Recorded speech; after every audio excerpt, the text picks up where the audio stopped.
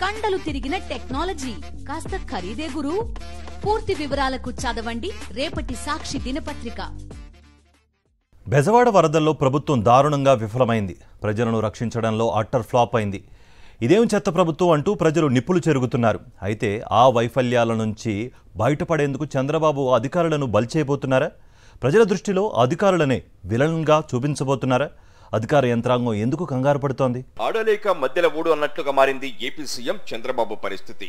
వరద బాధితులను ఆదుకోవడంలో సీఎం చంద్రబాబు ప్రభుత్వం దారుణంగా విఫలమైంది. అన్ని వర్గాల ప్రజల నుంచి ప్రభుత్వంపై ఆగ్రహం వ్యక్తమవుతోంది.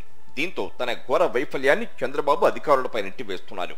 తమను రక్షించలేనప్పుడు ఎందుకీ సర్కారంటూ ప్రజలు మండిపడుతుండటంతో తప్పించుకునేందుకు అధికారులను విలన్లుగా చిత్రీకరిస్తున్నారు. అధికారులపై నిందలు మోపుతూ వారిని బలిపశువులుగా మారుస్తున్నారు. తాజాగా జక్కంపూడిలో ఓ అధికారిని సస్పెండ్ చేయాలంటూ ఆదేశించడం అధికార వర్గాల్లో ఆందోళన కలిగిస్తోంది. మరికొందరికి షోకాజ్ నోటీసులు ఇవ్వాలని బాబు ఆదేశించారు. అసలు ఏ ప్రాంతాల్లో ఎంత వరద ఉంది, ఎక్కడ ఎలాంటి నిత్యావసరాలు ఇతర సామాగ్రి అవసరమనే ప్రాథమిక సమాచారం కూడా ముఖ్యమంత్రి వద్ద లేదు. మరోవైపు చంద్రబాబు భజన బృందం, మంత్రులు ప్రభుత్వ వైఫల్యానికి ఒక్కరి భాష్యం చెబుతూ తప్పించుకునేందుకు యత్నిస్తోంది.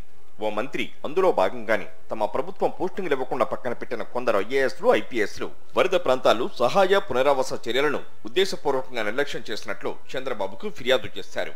మంత్రి అవగాహన రాహిత్యంతో మాట్లాడితే 40 ఏళ్ల రాజకీయ అనుభవం ఉందని చెప్పుకునే సీఎం చంద్రబాబు సైతం అందుకు వంతపాడడం అధికారులకు విస్మయం కలిగిస్తోంది.